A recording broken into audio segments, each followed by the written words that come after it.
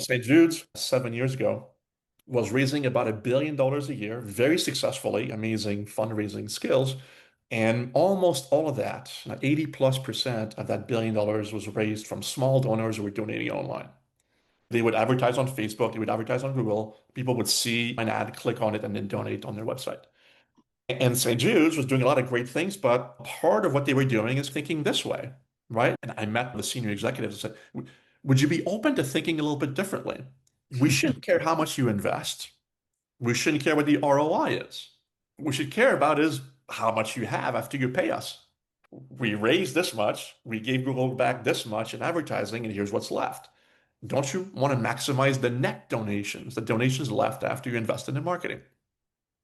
Here's your new dashboard. Like, hey, here's how much we raised in January. We raised $20 million after we paid Google and Facebook and all of the different advertising channels that we use. And it's a lot better than last year, which was about 15. And so we're trying to maximize this. Like every single month, we want to push and push and push. And we'll invest less money in advertising if it doesn't make sense. We'll invest a lot more if it does make sense. We want to crank out as many donations as possible so that we can help as many children as possible. So they did a number of other things as well, but they changed their KPI from this ROI, smaller kind of thinking, to this net donations, larger kind of thinking. Like we want to maximize it. Their investment in marketing really went up a lot. But what happened is that their donations after paying for all this marketing were up by 46% in 1 year. And if you're raising $1 billion a year, that's pretty meaningful. And I checked, where they were last year and they raised $2.5 billion.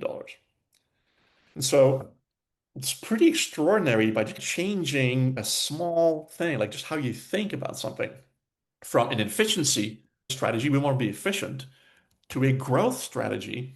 You can see 1 billion turn into $2.5 billion in 5 or 6 years. And so the bonsai thinks about pruning, cutting, being efficient. And there's nothing wrong. We don't want people to waste money.